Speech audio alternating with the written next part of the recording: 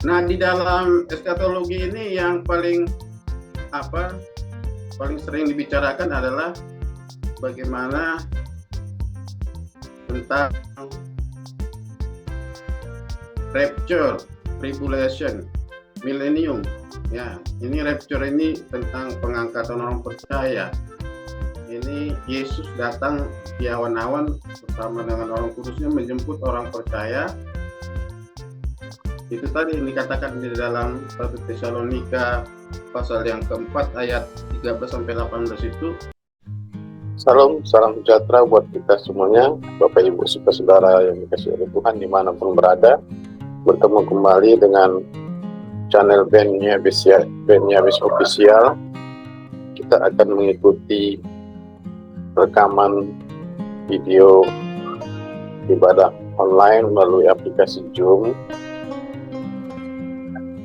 memuji menyembah Tuhan dan mendengarkan firman Tuhan. Kiranya video ini menguatkan kita dan juga memberkati kita. Dan jangan lupa untuk subscribe, like, comment, share, dan tekan lonceng di bawah ini untuk tidak ketinggalan video-video berikutnya. Tuhan memberkati kita semuanya. Amin. Kita akan naikkan ucapan syukur kita kepada Tuhan malam ini karena ya, dalam ucapan syukurlah kita dapatkan sukacita, damai sejahtera yang nggak bisa didapat dari manapun juga. Saya ingin mengajak kita bersukacita lewat beberapa pujian ini. Siapkan hati kita, saudara, karena Tuhan ada di tengah kita sesuai janjinya bagi kita. Jalan-jalan hidup kita sudah dipimpin dan dibawa di dalam setiap terminal, destiny. Dari satu terminal kepada terminal yang lain. Dan Tuhan tidak janjikan bahwa semuanya berjalan lancar, tapi apabila dia jatuh sebagaimana pemazmur berkata, dia tidak akan tergeletak. Sebab tangan Tuhan jua yang menopangnya. Amin. Mari kita ucapkan syukur bersama-sama. Bapa, kami naikkan syukur bersama-sama malam ini. Bahwa Tuhan, Engkau Allah yang menopang seluruh kehidupan kami. Hari ini ketika kami dapat bersama-sama kembali untuk datang memuji menyembah-Mu ya Tuhan. Kami tahu Roh Kudus-Mu menarik kami dan membawa kami masuk dalam hadirat-Mu. Haleluya. Bertatalah atas pujian kami malam ini Tuhan. Di dalam nama Yesus. Jalan hidup orang benar diterangi oleh cahaya firman Tuhan. Jalan hidup orang benar semakin terang hingga rembang tengah hari. Apabila dia jatuh, tidaklah dibiarkan sampai terbentar. Sebab tangan Tuhan yang menopangnya dan membangunkan dia kembali.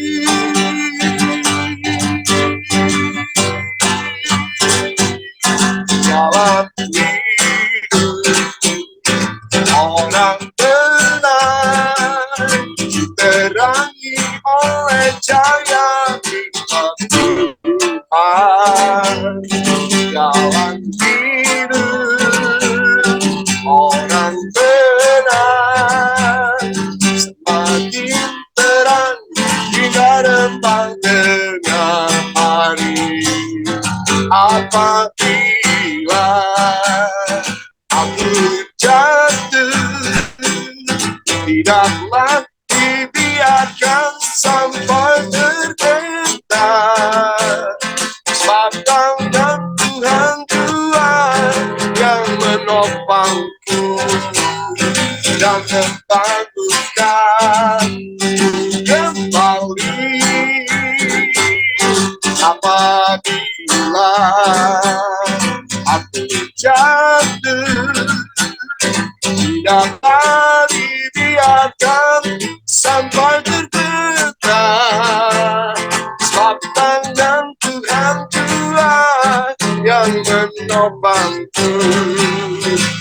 membangunkan kembali. Sebab tangan Tuhan Tuhan yang menopangku dan membangunkanku kembali. Katakan sama-sama. Penyertaanku sempurna, rancangan penuh damai, aman dan sejahtera, walau di tengah badai. Ingin selalu bersama, rasakan keindahan hati kehadiran-Mu Tuhan. Jalan-Mu tak terselami bagi kami Tuhan. Amin. Jalan-Mu tak terselami oleh setiap hati kami. Namun satu hal ku percaya, ada rencana yang indah. Ada rencana yang indah. Oh, tiada terduga kasih-Mu, heran dan besar bagiku. Mari katakan dengan iman, arti kehadiran-Mu. Oh, nyata di dalam hidupku. Oh, kenyataanmu sempurna, rancangan penuh damai, aman dan sejahtera, walau di tengah badai. Ingin ku selalu bersama, rasakan keindahan hati kehadiran-Mu Tuhan. Penyertaan sempurna, rancangan penuh damai, aman dan sejahtera, walau di tengah badai.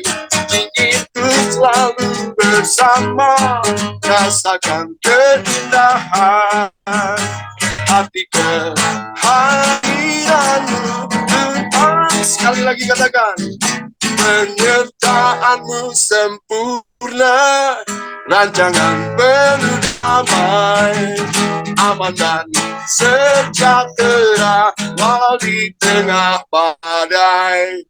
Ingin ku selalu bersama, rasakan keindahan hati kehadiran-Mu Tuhan. Hati kehadiran-Mu Tuhan. Hati kehadiran-Mu Tuhan.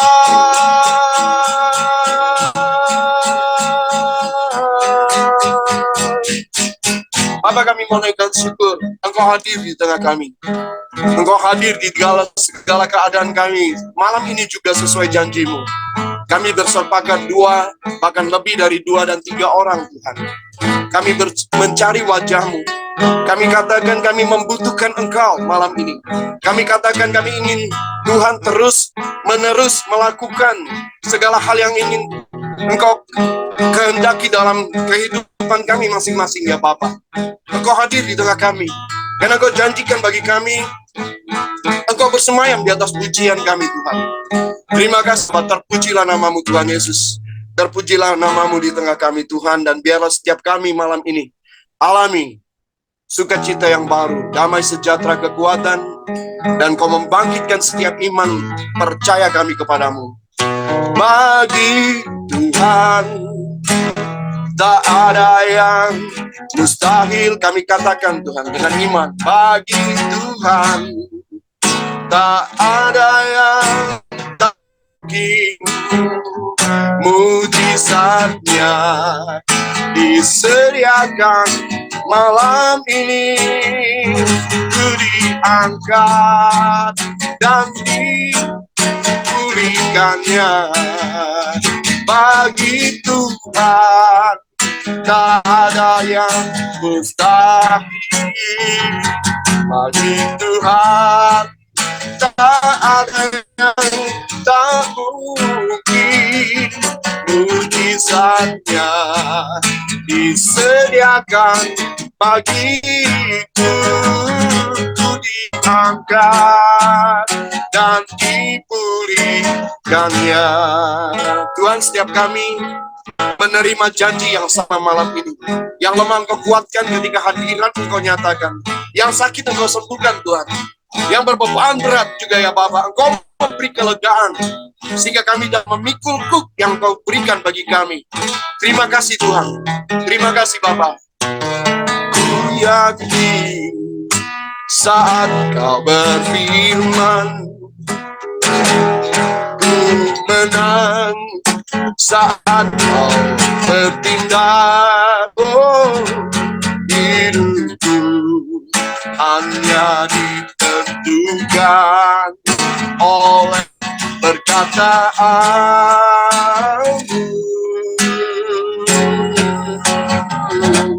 Ku aman karena Kau menjaga.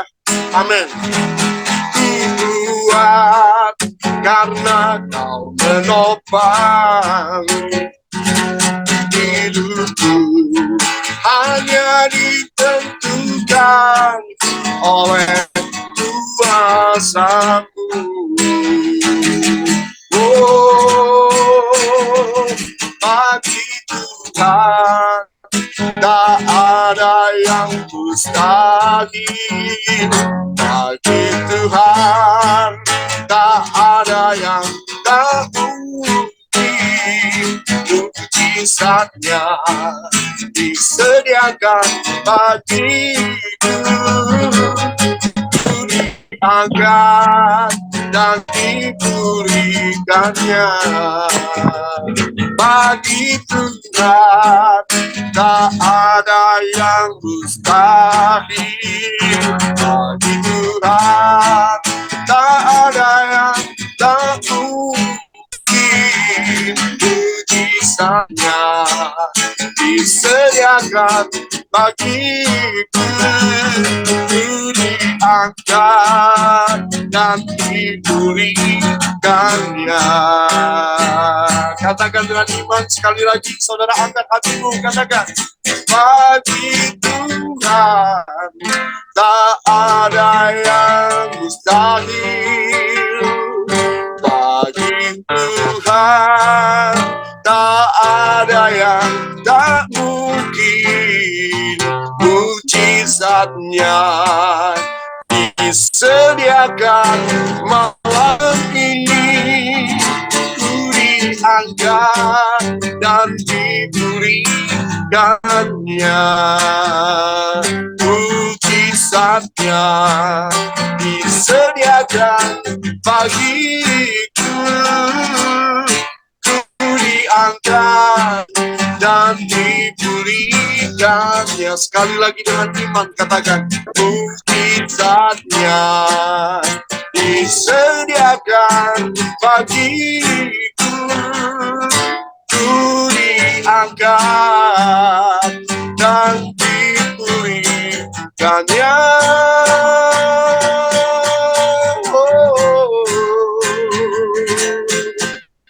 Terima kasih Bapa buat janji-Mu yang iya dan amin. Terima kasih Roh Kudus, Engkau yang menolong kami untuk menerima setiap janji Bapa. Haleluya. Terima kasih Tuhan. Terima kasih Bapa. Kami mengucap syukur untuk dapat memuji, memuliakan Engkau Tuhan. Waktu kami terbatas, tetapi kami tahu Roh Kudus-Mu yang tidak terbatas bekerja. Sementara kami mendengar kebenaran firman-Mu, sementara kami duduk dan bersama-sama keluarga kami di rumah kami masing-masing. Terpujilah nama-Mu Bapa, di dalam nama Yesus Tuhan. Kami mengucap syukur. Amin. Saya serahkan Pak Erikson.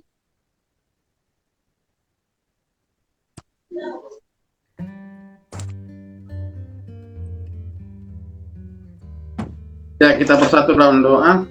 Terima kasih Tuhan, kami bersyukur kepadamu pada saat malam hari ini kami bertemu kembali dalam ibadah Zoom Komunitas Ilahi ini Grace King.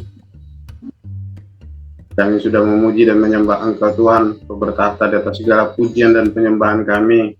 Pada saat hari ini juga kami ingin mendengarkan firman-Mu Tuhan.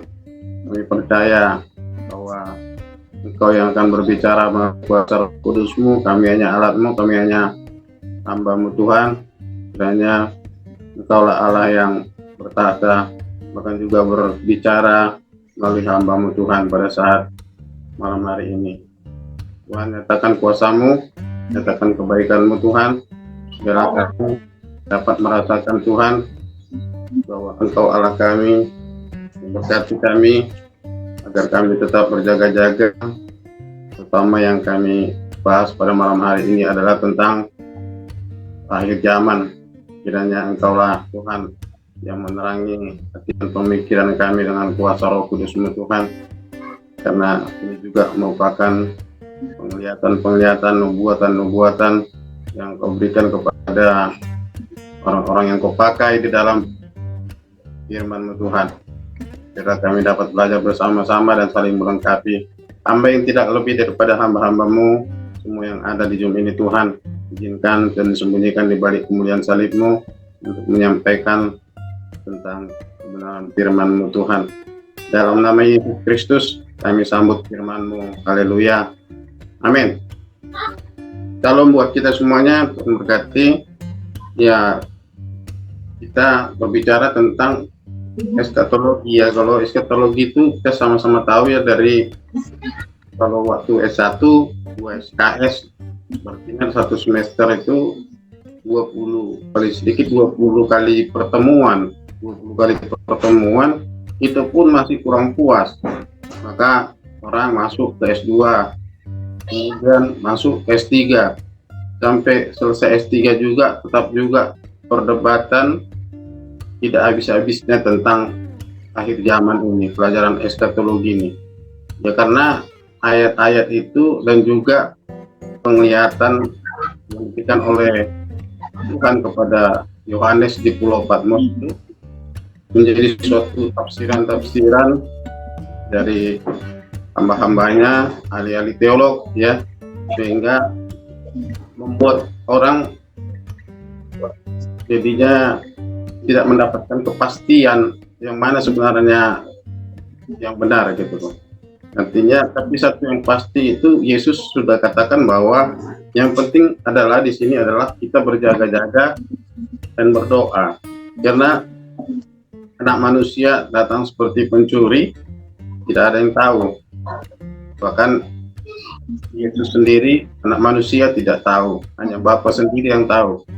Jadi kita berjaga-jaga, tapi kita juga perlu membuat sketsa, artinya sebagai orang percaya, kalau Tuhan Yesus katakan bahwa kalau kita tahu bahwa kalau mendung itu akan hujan, akan terjadi ini, ya kita juga sebagai anak-anak Tuhan, sebagai hamba-hamba Tuhan, kita juga harus bisa melihat keadaan zaman ini, apakah kedatangan Tuhan itu sudah dekat. Itu kelebihan kita daripada orang yang tidak percaya. Artinya kalau orang tidak percaya cuek aja gitu, artinya selama hidup ya, selagi masih ada kesempatan, kumpulkan harta sebanyak-banyaknya, padahal kita tidak tahu yang pertama kapan Tuhan panggil kita, artinya meninggal, kemudian kapan Tuhan datang kembali.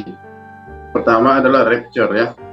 Dan ayat yang saya bawakan pada malam hari ini adalah di 1 Tesalonika 4 ayat 13 sampai 18, awalnya tentang kedatangan Tuhan. Dan ini seringkali dipakai oleh hamba-hamba Tuhan kalau ayat-ayat penghiburan kepada yang berduka ya.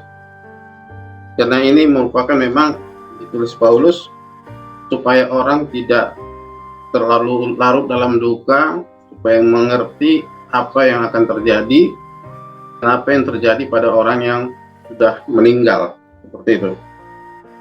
Kita baca dalam 1 Tesalonika 4 ayat 13 sampai 18. Demikian firman Tuhan. Di sana diberikan judul kedatangan Tuhan. Selanjutnya kami tidak mau, saudara-saudara, bahwa kamu tidak mengetahui tentang mereka yang meninggal, supaya kamu jangan berduka cita seperti orang-orang lain yang tidak mempunyai pengharapan.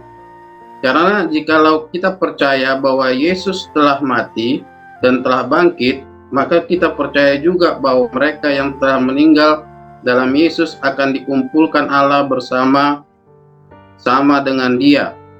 Ini kami katakan kepadamu dengan firman Tuhan. Kita yang hidup, yang masih tinggal sampai kedatangan Tuhan, sekali-kali tidak akan mendahului mereka yang telah meninggal. Sebab pada waktu tanda diberi, yaitu pada waktu penghulu malaikat berseru dan sangkakala Allah berbunyi, maka Tuhan sendiri akan turun dari surga, dan mereka yang mati dalam Kristus akan lebih dahulu bangkit. Sesudah itu kita yang hidup, yang masih tinggal akan diangkat bersama-sama dengan mereka dalam awan menyongsong Tuhan di angkasa. Demikianlah kita akan selama-lamanya bersama-sama dengan Tuhan. Karena itu hiburkanlah seorang akan yang lain dengan perkataan ini. Jadi demikian firman Tuhan pengantar kita untuk mempelajari eskatologi bagian 1 ini. Kenapa saya katakan bagian 1? Ya, seperti saya katakan tadi, nggak mungkin kita dalam 30 menit membicarakan tentang eskatologi ini. Kita hanya bisa buat garis-garis besarnya saja, nanti kita saling mengisi, karena saya ingat itu saya pelajari kira-kira 20 tahun yang lalu. 2003 saya tamat sekolah STT, berarti sekarang udah 2003, berarti pas 20 tahun yang lalu gitu loh. Jadi banyak mungkin yang ada tidak saya masukkan dalam skema yang akan saya tampilkan itu ya. Dan kalau kita mau tarik dari penciptaan sampai kepada zaman para nabi, sampai kepada Yesus lahir, dan dari Yesus lahir kita tarik lagi sampai sekarang, dan sampai kedatangannya, sampai ke rapture, sampai kepada masa tribulasi, sampai kepada masa milenium, kerajaan 1000 tahun, dan sampai kepada akhir zaman, yaitu penghukuman iblis di neraka dan orang-orang yang tidak percaya, dan orang-orang yang percaya masuk ke surga. Itu nggak cukup 30 menit, tapi kita nggak salah kita buat bagian 1 aja, seperti Pak Ones saya himbau waktu itu ke-7 jemaat itu dibahas terus ya, karena itu penting, karena peringatan kita bisa membandingkan, karena pengajaran itu membuat kita sadar gereja kita itu sedang dalam keadaan yang mana, yang di Philadelphia kah, yang di Sardis kah, yang di Efesus kah, kan gitu. Jadi Pak Oni sudah 3 ya, saya masih 1 ini, eskatologi 1 ini. Jadi kalau bisa kita benar-benar dulu, artinya mengetahui garis besarnya dulu, nanti yang untuk jilid 2 bagian kedua kita bisa lebih dalam lagi, kalau bisa jadi kayak kita kayak kuliah lagi gitu. Tapi kita mau narik jangan dari perjanjian lama. Kalau dari perjanjian lama nanti kita tarik nanti berapa tahun perjanjian lama, itu udah makan waktu lagi.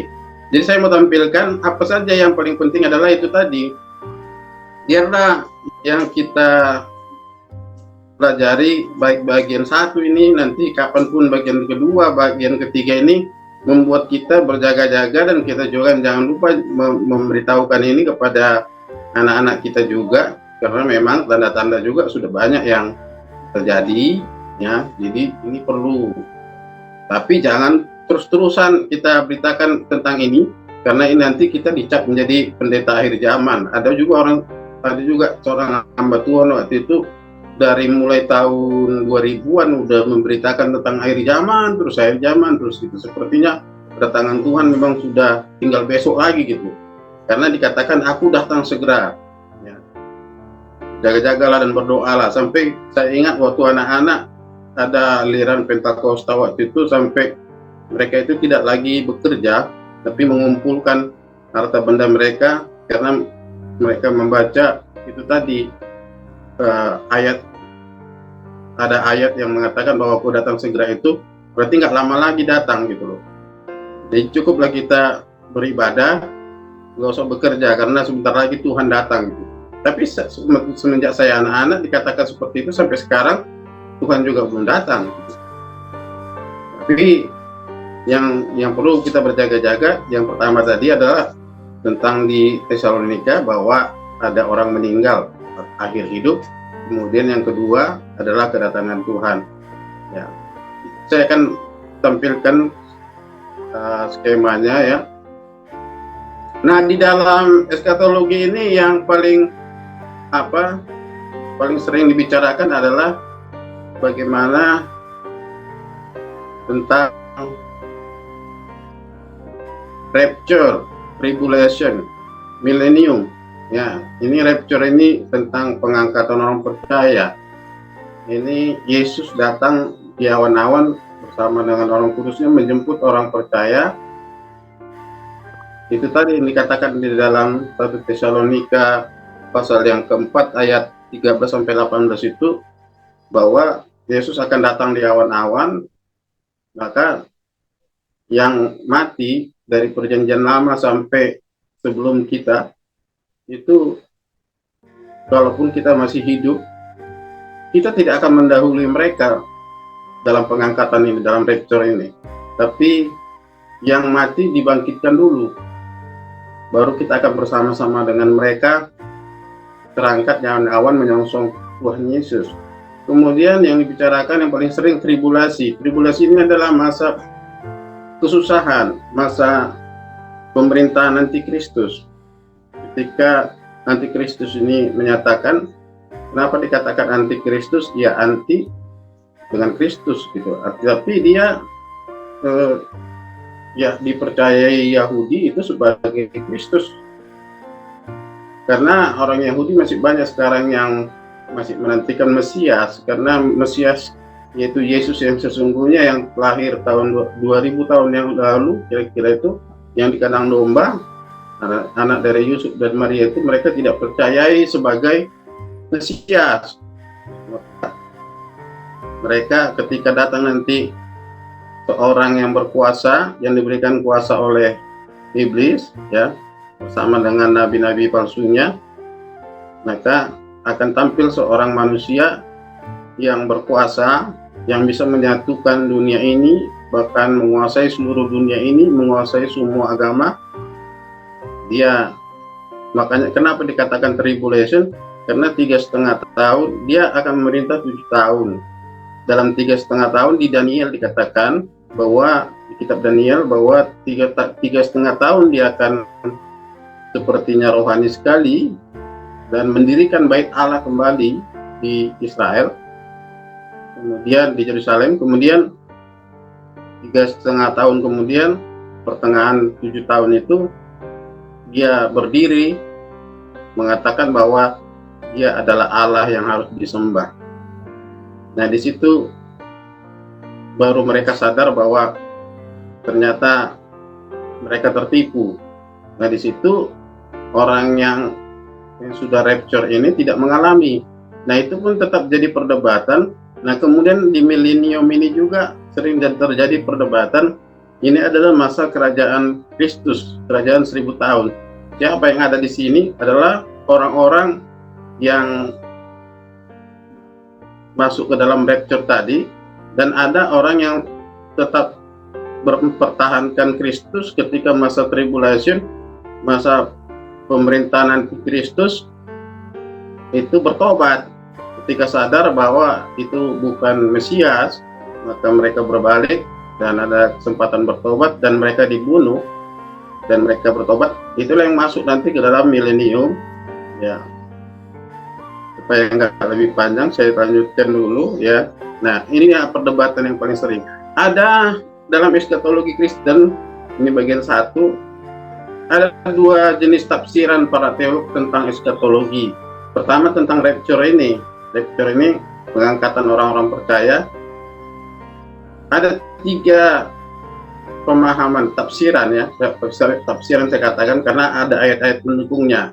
Nanti kalau kita lampirkan ayat-ayat pendukungnya juga terlalu lama, tapi yang paling penting ada 3 tafsiran. Yang pertama pre-tribulation, yang kedua mid-tribulation, yang ketiga post-tribulation. Artinya gini, rapture itu para teolog ada yang mengatakan bahwa rapture itu terjadi sebelum masa antikristus memerintah, sebelum masa kesusahan besar, tribulation, ya. Yang kedua, ada yang mengatakan, berpendapat atau menafsirkan dari ayat-ayat juga ini, bahwa manusia itu harus diuji dalam waktu 3,5 tahun, maka ikut semua manusia, orang percaya yang masih hidup, masih ikut dalam pemerintahan antikristus, dan mereka akhirnya dalam 3,5 tahun, di pertengahan 7 tahun itu, mereka kemudian bertobat dan terangkat. Kemudian yang ketiga, post tribulation, artinya kita mengalami 7 tahun pemerintahan antikristus ini. Jadi penyiksaan itu orang-orang percaya ikut. Ada satu ayat yang mereka kutip itu bahwa kita dibaptis dengan roh dan api, ya. Roh kudus dan api. Jadi diuji. Jadi selama 7 tahun itu kita harus juga dimurnikan gitu. Siapa yang lolos dalam post tribulation itu, itulah yang benar-benar terangkat. Makanya mereka percaya bahwa rapture itu terjadi di akhir masa 7 tahun pemerintahan antikristus. Jadi ada 3, ada pre itu sebelum pemerintahan antikristus, kemudian mid di pertengahan 7 tahun, kemudian yang ketiga di akhir masa pemerintahan antikristus. Jadi orang-orang percaya mengalami penyiksaan, gitu ya. Jadi kemudian perdebatan juga tentang milenium, ya, kedatangan Yesus yang kedua kali ke bumi.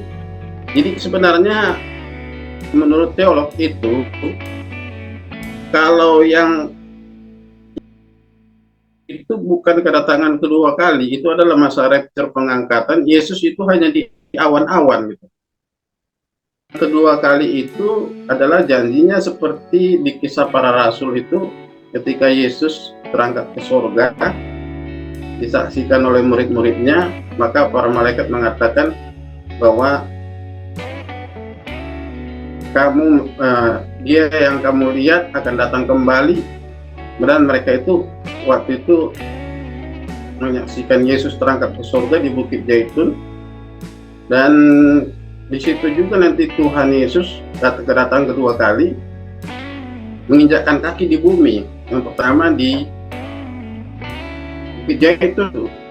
Jadi kalau yang di rapture ini hanya pengangkatan di awan-awan. Nah, kedatangan yang Yesus yang kedua kali, Yesus memang menginjakkan kaki ke bumi. Nah, disitulah nanti kita lihat dalam skema berikutnya bahwa, nah inilah skema berikutnya. Jadi kita ambil nggak dari perjanjian lama, udah langsung masa gereja, masa setelah Yesus naik surga, maka gereja mula-mula ya sampai sekarang, ya. Nah sampai nanti, nah disinilah kalau ini versi pre-tribulation ini, sebelum masa kesusahan. Di sini ada pengangkatan rapture, ya, gereja diangkat, ya, orang-orang percaya diangkat. Nah di sini ada masa kesusahan besar selama 7 tahun tribulasi, ya. Kemudian setelah masa tribulasi, di sini masih ada orang-orang yang bertobat, yang percaya, yang menyesal. Kemudian orang yang sudah terangkat itu kembali datang. Ini kedatangan yang kedua. Yesus menginjakkan kaki ke bumi, masuk kepada kerajaan 1000 tahun. Nah, kerajaan 1000 tahun itu adalah kita 1000 tahun itu bersama dengan Kristus, sama-sama memerintah, menjadi raja di bumi. Ya. Siapa yang di dalam ini adalah orang-orang yang sudah diubahkan tubuhnya menjadi tubuh kemuliaan, dan bersama dengan orang yang tetap bertahan, percaya kepada Kristus atau berbalik kepada Kristus di dalam masa tribulasi ini, masa pemerintahan antikristus. Nah, di sini.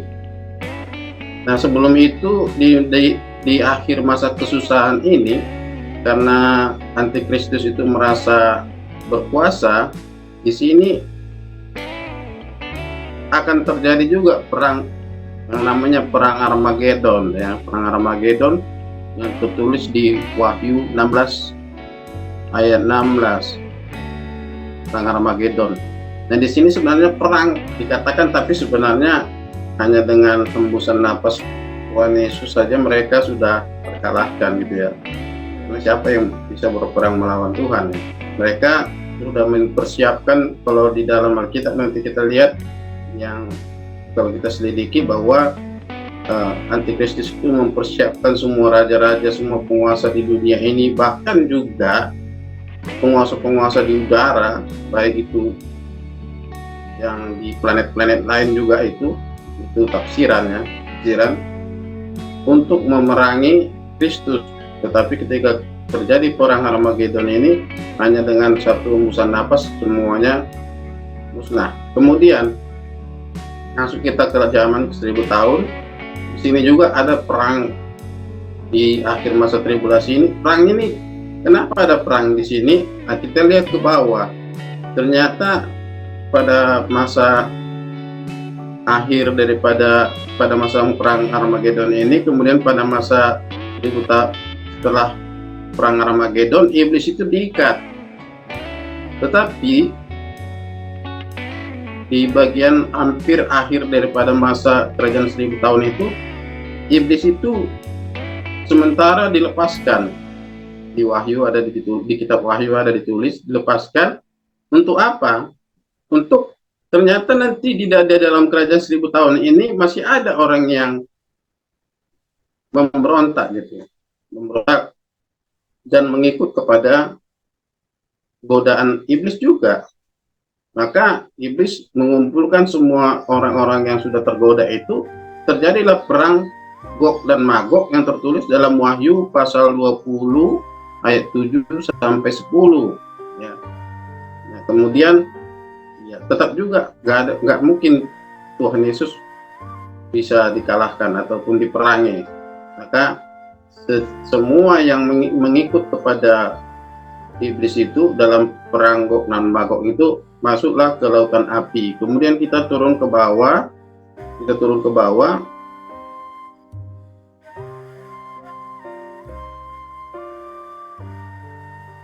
Nah, di sini siapakah yang masuk ke lautan api ini? Nah, kita masuk kepada, ini ada sedikit dilampirkan di Perjanjian Lama, orang-orang mati yang tidak atau belum percaya pada masa Perjanjian Lama dan pada masa tribulasi, ya. Orang-orang yang memakai tanda kalau ditulis tanda manusia, tanda 666 itu, 666, ya, yang sekarang banyak ditafsirkan sebagai chip apa segala macam. Itu yang penting, hikmat adalah bahwa tanda itu adalah tanda manusia. Kenapa dikatakan tanda manusia?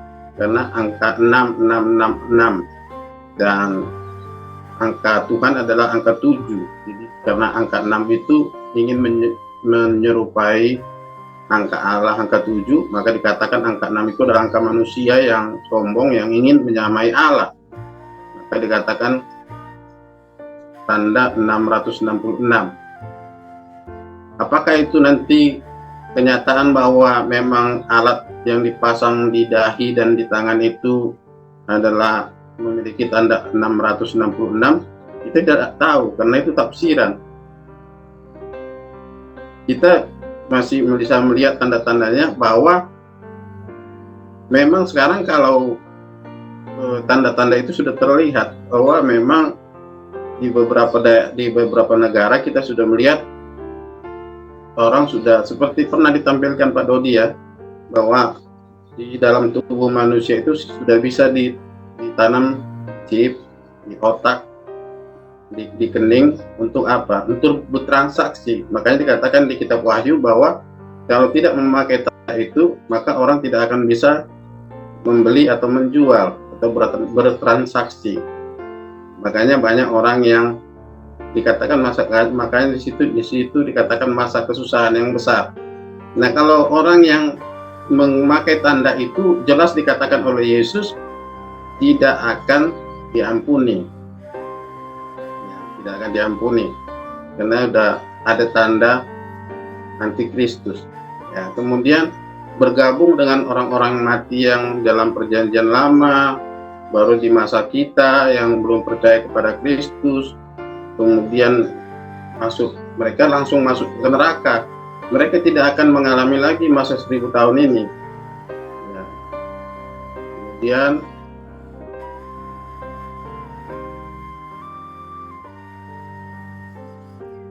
ini tentang orang yang hidup, orang yang belum percaya sampai masa pengangkatan akan mengalami pemerintahan antikristus.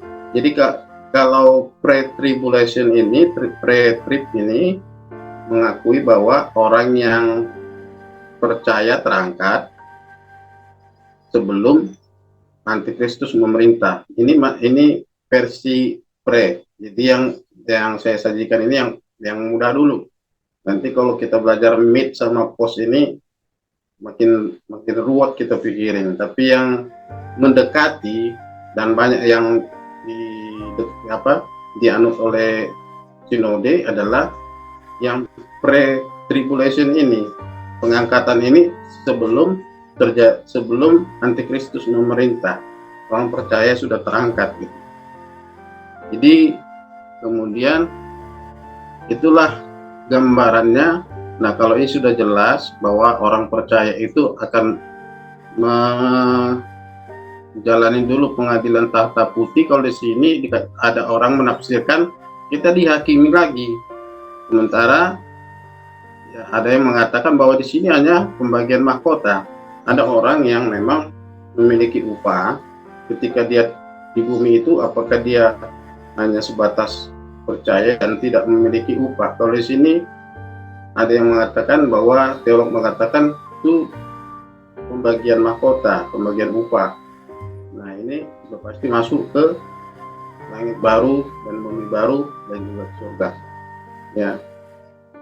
Nah, itulah kira-kira untuk pengantar kita di dalam bagian yang pertama ini. Nanti ini bisa berkembang ya dari pertanyaan-pertanyaan, tapi yang jelas yang orang-orang yang ini langsung ini yang paling bawah ini, yang tidak ada lagi dibangkitkan pada masa tribulasi, enggak dibangkitkan di kerajaan 1000 tahun, enggak lagi, ini langsung masuk ke neraka. Yang masuk kerajaan 1000 tahun ini adalah orang yang bertobat, percaya pada masa tribulasi, mereka masuk. Kemudian orang yang sudah terangkat ini masuk juga ke kerajaan 1000 tahun. Tetapi di situ iblis dengan sementara waktu dilepaskan dan menggoda lagi orang-orang yang ada di dalam kerajaan 1000 tahun ini. Dan ada juga yang tergoda, bahkan dikatakan dalam jumlah besar juga, jumlah besar, maka terjadi perang Gog dan Magog. Mereka merencanakan peperangan seperti peperangan Armageddon juga. Ya, Antikristus di sini mengumpulkan raja-raja dunia, penguasa-penguasa dunia yang sudah dia satukan untuk memerangi Kristus. Kira-kira demikian untuk yang pertama ini. Jadi yang paling penting di sini adalah bagaimana kita tahu skemanya dulu. Nanti mungkin di bagian kedua kita akan tarik dari perjanjian lama juga berapa tahun, dan nubuat Nabi apa aja, Nabi Daniel juga bernubuat tentang itu. Semuanya ayat-ayatnya akan kita lengkapi, karena waktu tidak memungkinkan. Kita lebih bagus kita saling melengkapi, karena ini tafsiran, jadi orang bebas. Makanya saya katakan tadi banyak teolog yang sampai S3 juga masih penasaran tentang hal ini, bahkan sampai hidupnya berakhir belum tamat-tamat tentang eskatologi ini. Tapi setiap STT itu sudah punya patokan, artinya sudah punya pegangan mana yang mereka ajarkan. Mereka ajarkan pre-tribulation atau mid-tribulation atau post-tribulation atau pre-millennium, mid-millennium. Maksudnya kedatangan Yesus menginjakkan bumi ini, menginjakkan kaki di bumi ini, di Bukit Zaitun itu pada masa awal milenium kah, kerajaan 1000 tahun, atau di pertengahan kerajaan 1000 tahun, atau di akhir kerajaan 1000 tahun. Tapi yang paling perlu yang kita perlu imani adalah bahwa pada masa manapun kita, baik itu kita hidup, kita menjalani masa pre-tribulation, mid-tribulation, dan juga post-tribulation, yang paling penting adalah kita tetap berjaga-jaga dan berdoa dan menjaga iman kita. Memang penurut tetapi daging lemah. Tuhan berkata bahwa kalau kita melihat pembinasa keji, maka jangan, artinya kita tertipu gitu loh, tertipu dengan mujizat-mujizat yang dilakukan oleh antikristus. Yesus ada di sana, Yesus ada di sini, banyak orang akan tertipu. Sementara itu adalah antikristus. Dan kesatuan dunia ini sudah dimulai dengan kesatuan data dari setiap negara itu, bahkan sampai dunia. Contohnya aja seperti data kita, dari NIK kita aja, nomor induk keluarga aja, kita sudah ketahui langsung identitas kita di semua negara, hampir semua negara saya katakan. Contohnya misalnya kita mau ke Amerika, Pak Dodi mau ke Amerika misalnya, mau jalan-jalan. Tetapi karena diperiksa pihak imigrasi, dari NIK kita aja sudah ketahuan bahwa kita itu pernah mungkin narapidana lebih dari 1 kali dan hukumannya lebih dari 2 tahun, itu pasti pihak imigrasi akan membatalkan, menolak seperti itu. Artinya kesatuan data itu sudah terjadi. Ada waktu itu penyanyi rock itu, mereka juga menyanyikan lagu ini, kalau nggak salah judulnya When the Children Cry. Artinya di situ satu pemerintah di dunia ini. Ini melambangkan bahwa mereka juga percaya bahwa suatu ketika dunia ini akan diperintah oleh seorang penguasa, maksudnya Kristus bukan, tetapi seorang penguasa yang betul-betul bisa menyatukan dunia ini, menyatukan agama juga bisa disatukan, negara bisa disatukan, dan satu pemerintahan, karena dia diberikan kuasa oleh iblis dan para pengikutnya, yang dengan lambang-lambang kita lihat ada naga, ada lambang-lambang binatang lainnya, itu adalah pendukung-pendukung daripada antikristus yang memberikan kekuatan kepada manusia yang disebut antikristus tersebut. Ya, terima kasih buat perhatian kita semuanya. Biarlah ini menjadi suatu awal dari kita untuk nanti kemudian kita lanjutkan di waktu-waktu yang akan datang dalam part 2-nya, bagian keduanya. Untuk lebih jelas lagi nanti kita akan buat juga ayat-ayatnya. Tuhan memberkati kita semuanya, kita berdoa. Terima kasih Tuhan, kami bersyukur kepadamu pada saat malam hari ini Engkau mengingatkan kembali kepada kami Bapa bahwa Engkau segera datang di awan-awan untuk mengangkat orang-orang yang percaya, orang-orang yang sudah terlebih dahulu Engkau panggil, Engkau akan bangkitkan terlebih dahulu, seperti yang tertulis dalam suratan Paulus kepada jemaat di Tesalonika, bahwa orang-orang yang mati yang dahulu dibangkitkan dulu, dan bersama-sama dengan orang yang masih hidup ketika Engkau datang di awan-awan, kami bersama-sama menyongsong Engkau di awan-awan, dan kami terangkat. Kalaupun kami perangkat kami bersyukur kepadamu karena kesetiaan dan kepercayaan kami. Dan kalaupun kami masuk kepada pertengahan masa tribulasi, kami percaya Engkau juga akan menjaga kami. Dan kalaupun Engkau datang ataupun rapture itu terjadi dalam post tribulation, kami percaya bahwa Engkau juga akan menguatkan kami, Tuhan. Yang terpenting di sini adalah kami dapat menjaga dan mempertahankan iman kami, dan seperti yang tertulis dalam surat Paulus kepada jemaat di Filipi, biarlah kami dapat mengerjakan keselamatan kami dengan takut dan gentar. Dan di Ibrani, jangan ada satupun dari antara kami yang murtad, yang tertipu oleh kuasa-kuasa, ya, ataupun mujizat-mujizat palsu, ataupun mujizat-mujizat yang dilakukan oleh antikristus ataupun nabi-nabi palsu, Tuhan. Tuhan, biarlah kami dapat mempertahankan iman kami untuk tetap percaya kepadamu. Terima kasih Tuhan. Terima kasih Bapa, kami akan melanjutkan ibadah kami dalam nama Yesus Kristus. Kami telah berdoa dan bersyukur kepadamu. Haleluya. Amin. Tuhan berkati kita semuanya. Ya, kita silakan kepada Ibu Grace, nggak datang ya? Kita pengen doa syafaat ini.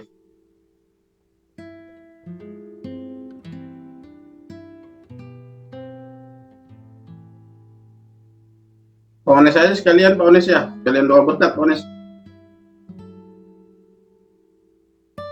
Siapa yang nama yang di rumah Pak Dodi? Pak Dodi. Oh ya, minta tolong Pak Tun King. Tun King. Ya. Yang mau ke Penang ya? Iya, rencananya Pak. Iya. Karena ada gangguan jantung ya. Iya, betul. Pak Tun King. Tapi diharapkan ya mujizat supaya tidak terjadi juga, bisa ada pertolongan yang lain. Iya Pak.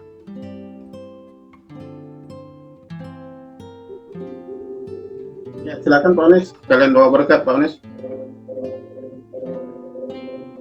Tutup dulu ya. Baru apa namanya itu? Bu Depari ya. Kita doakan Bu Depari.